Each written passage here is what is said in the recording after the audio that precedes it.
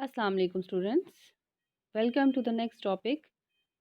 अपना previous topic हमने legislature या मुकन्ना स्टार्ट किया था और आज हम इसी टॉपिक को कंटिन्यू करेंगे और देखेंगे कि लेजिस्लेचर या मुकन्ना यानी कानून साज इदारा, जिसको ज़्यादातर दुनिया में पार्लियामेंट पुकारा जाता है, वो क्या फ़राइज़ सर अंजाम देता है।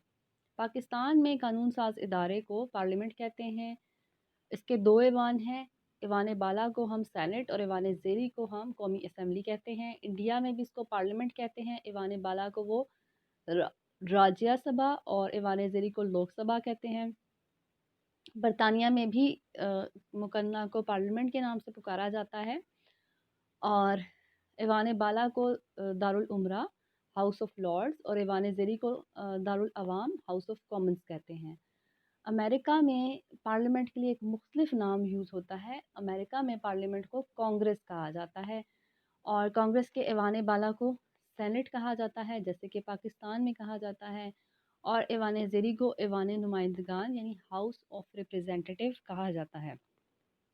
अब हम देखते हैं कि लेजिस्लेचर या मुकन्ना कौन से फ़राइज़ सर अंजाम देती है। जमहूरियत का इर्तिका दुनिया में एक जैसे नहीं हुआ। यूरोपियन कंट्रीज़ में जमहूरियत बहुत पहले आ गई, जबकि एशियन कंट्रीज़ और डेवलपिंग कंट्रीज़ में जमहूरियत को बहुत बाद में अपनाया गया। इसी तरह जमहूरियत के इब्तिदा और इर्तिका के साथ ही जमहूरी इदारों और हुकूमती इदारों, मुकन्ना, इंतज़ामिया और अदलिया का भी इर्तिका हुआ। जिन ममालिक में जमहूरियत का दौरा पहले से हुआ, वहाँ पर मुकन्ना का इर्तिका और हुकूमती इदारों का इर्तिका बहुत पहले से हो गया और कानून साज असम्बलियाँ बहुत मौसर किरदार अदा कर रही हैं। जबकि जिन ममालिक में, ख़ासतौर पर एशियाई ममालिक में, जो कि साम्राज्यत का शिकार थे, जिन्होंने बाद में आज़ादी हासिल की, वहाँ पर इन इदारों का और जमहूरियत का इर्तिका 19वीं सेंचुरी में स्टार्ट हुआ और इसी लिहाज से फिर यहाँ पर इदारे भी, मुकन्ना कानून साज इदारे भी ऐसे ही काम कर रहे हैं, लेकिन उनका वो किरदार हमें नज़र नहीं आता जो कि यूरोपियन कंट्रीज़ में नज़र आता है। जिन ममालिक में जमहूरियत पहले आई वहाँ नज़र आता है। मुख्तलिफ़ ममालिक में जमहूरियत की मुख्तलिफ़ इश्काल हैं। जिन ममालिक में सदारती तर्ज़ हुकूमत है, वहाँ पर मुकन्ना इंतज़ामिया से अलग होकर काम करती है, जबकि जिन ममालिक में पार्लिमानी निज़ाम है, जिनमें पाकिस्तान भी शामिल है, वहाँ पर इंतज़ामिया और मुकन्ना मिलकर काम करते हैं और इंतज़ामिया के अफराद मुकन्ना के सामने जवाबदेह होते हैं। इस तरह सदारती और पार्लिमानी तर्ज़ हुकूमत में मुकन्ना के फ़राइज़ में फ़र्क पाया जाता है और अगर जमहूरी निज़ाम ना हो, आमराना निज़ाम हो, तो ऐसे तर्ज़ हुकूमत में मुकन्ना का काम बिल्कुल बराए नाम होता है और असल जो इख्तियारात हैं वो आर्बिट्रेरी डिक्टेटर ही इस्तेमाल करता है। मुकन्ना जो फ़राइज़ सरअंजाम देती है, उसमें सबसे पहला फ़र्ज़, जो कि इसके नाम से ही ज़ाहिर है, कानून साज़ी है। मुकन्ना का काम, चाहे वो सदारती तर्ज़ हुकूमत है या पार्लिमानी तर्ज़ हुकूमत है, उसका बुनियादी और अव्वलीन फ़रीज़ा ही कानून साज़ी करना होता है। रियासत के बदलते हुए तकाज़ों को, अवामी ख्वाहिशात को और अवामी रुझानात को मद्देनज़र रखते हुए मुकन्ना के अफराद कानून साज़ी करते हैं। दुनिया में इस वक्त जितनी भी मुकन्ना हैं, उन सब के ऐवान ज़ेरी ख़ास तौर पर और ऐवान बाला में आम तौर पर अवामी नुमाइंदे ही होते हैं। ऐवान बाला में इनडायरेक्ट होते हैं और कुछ ममालिक में डायरेक्ट भी हैं, जैसे कि अमेरिका, और ज़्यादातर जो ममालिक हैं वहाँ पर ऐवान ज़ेरी में अवाम के मुंतखब वोटों से आए हुए अफराद होते हैं और ये अफराद अवाम के बाद पास नेक्स्ट इलेक्शन में वोट लेने दोबारा आ जाते हैं। इसलिए ये अवामी ख्वाहिशात को मद्देनज़र रखते हुए अपने अपने इलाके और हल्के की ज़रूरियात का जायज़ा लेते हुए कानून साज़ी करते हैं, जिससे अवाम की ख्वाहिशात को पूरा किया जा सके, अवामी ज़रूरतों को पूरा किया जा सके और अवाम को सेटिस्फाइड किया जा सके। ये कुछ जो मुस्तवैदात हैं वो काबीना की तरफ से भी पेश किए जाते हैं। ख़ास तौर पर पार्लिमानी ममालिक में 90% मुस्तवैदात काबीना की जानिब से पेश किए जाते हैं और फिर इन जो मुस्तवैदात पेश होते हैं, उनकी पॉलिसियों को کے میرٹس ڈی میرٹس کا جائزہ لیا جاتا ہے، ان کے اوپر بحث کی جاتی ہے اسمبلی میں، اور پھر ان کو بلاخر منظور یا رد کر دیا جاتا ہے۔ اور صدارتی طرز حکومت میں انتظامیہ کا کوئی نمائندہ پارلیمنٹ میں شریک نہیں ہوتا، لیکن قانون سازی کے لیے سیم پروسیس ہی وہاں بھی فالو ہوتا ہے۔ اس کے بعد پارلیمنٹ کا جو دوسرا فرض ہوتا ہے وہ ہے آئین میں ترمیم کا حق۔ اگر ملک کا آئین نہیں بنا ہوا ہو تو زیادہ تر جو مقننہ ہے وہ پارلیمنٹ ہی آئین ساز ادارہ بھی ہوتا ہے، وہی ملک کا آئین بناتا ہے۔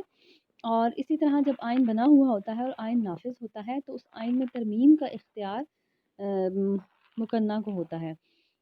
آئین حکومت کے مختلف شعبوں کی تنظیم اور فرائض کی نشاندہی کرتا ہے، اور شہریوں اور ریاست کے جو آپس کے تعلقات ہیں ان کی وضاحت کرتا ہے۔ بعض اوقات آئین کی بعض دفعات وقت اور حالات کے مطابق نہیں ہوتی ہیں، ان کا ساتھ نہیں دے سکتی، تو ایسی صورت میں ان میں حالات کے مطابق تبدیلی کرنے کا جو فریضہ ہے وہ مقننہ سر انجام دیتی ہے۔ آئین میں ترمیم کے لیے ہر ملک کے آئین میں کچھ نہ کچھ خاص طریقہ لکھا ہوا ہوتا ہے، اور اسی طریقے کے مطابق مقننہ کے 2/3 یا 1/3 یا 3/4 اکثریت سے کسی بھی آئینی بل کو منظور کیا جاتا ہے۔ پاکستان میں آئینی ترمیم کے لیے دونوں ایوانوں کی 2/3 اکثریت کی حمایت ضروری ہے۔ امریکہ میں 4 طریقوں سے آئینی ترمیم ہوتی ہے، اور ریاستی اسمبلیوں اور جو نیشنل اسمبلی ہے کانگریس، دونوں کا کی منظوری ضروری ہے۔ سوئٹزرلینڈ میں عوام براہ راست آئین میں ترمیم کی تجویز پیش کر سکتے ہیں۔ اس طرح مختلف ممالک میں آئین میں ترمیم کا مختلف طریقہ ہے، لیکن یہ مقننہ کا دوسرا بنیادی فریضہ ہے۔ مقننہ کا تیسرا بنیادی فرض ہوتا ہے جو کہ مالیات سے ریلیٹڈ ہوتا ہے۔ جیسے جیسے جمہوریت نے ترقی کی، دنیا کے ہر ملک میں جو مالیاتی فرائض ہیں وہ مقننہ کو حاصل ہو چکے ہیں، اور جیسے جیسے جمہوریت نے ترقی کی، عوامی نمائندوں کو یہ اختیار دیا گیا کہ وہی یہ فیصلہ کریں گے کہ عوام سے کتنا ٹیکس کیا جائے اور اس حاصل کیے گئے ٹیکس کو کس مد میں خرچ کیا جائے۔ اور اس کے لیے مقننہ میں اب باقاعدہ طور پر ایک وزیر خزانہ ہوتا ہے جو کہ بجٹ پیش کرتا ہے، اور مقننہ کی منظوری ہوتی ہے تو بجٹ پاس ہوتا ہے۔ اگر مقننہ بجٹ کو نامنظور کر دے تو حکومت وزیر اعظم صدر مستعفی ہو جاتی ہے، حکومت کی ناکامی سمجھی جاتی ہے۔ اسی طرح کسی بھی شعبے میں ٹیکس لگانے کے لیے حکومت کو مقننہ کی منظوری ضروری ہوتی ہے، اور پورے سال کے لیے آمدن اور اخراجات کا جو منصوبہ بنایا جاتا ہے جس کو بجٹ کہتے ہیں، وہ بھی مقننہ ہی میں ہی پیش کیا جاتا ہے جو کہ وزیر خزانہ تیار کرتا ہے۔ مقننہ کا جو چوتھا اختیار ہے وہ ہے احتسابی اختیارات یا امپیچمنٹ کے اختیارات۔ مقننہ کو کچھ احتسابی اختیارات بھی حاصل ہوتے ہیں، جیسے سربراہ مملکت کو کے خلاف اگر کوئی سنگین غداری کا یا کسی بدعنوانی کا مقدمہ ہو تو ان کا احتساب کرنے کا اختیار مقننہ کو حاصل ہوتا ہے۔ امریکہ میں صدر، سپریم کورٹ کے ججز اور سرکاری آفیسرز کے خلاف مؤاخذے کی کارروائی کا اختیار کانگریس کو حاصل ہے، اور پاکستان میں بھی صدر کے خلاف بدعنوانی یا کسی قسم کی جو احتسابی اختیارات ہیں وہ پارلیمنٹ کو حاصل ہیں۔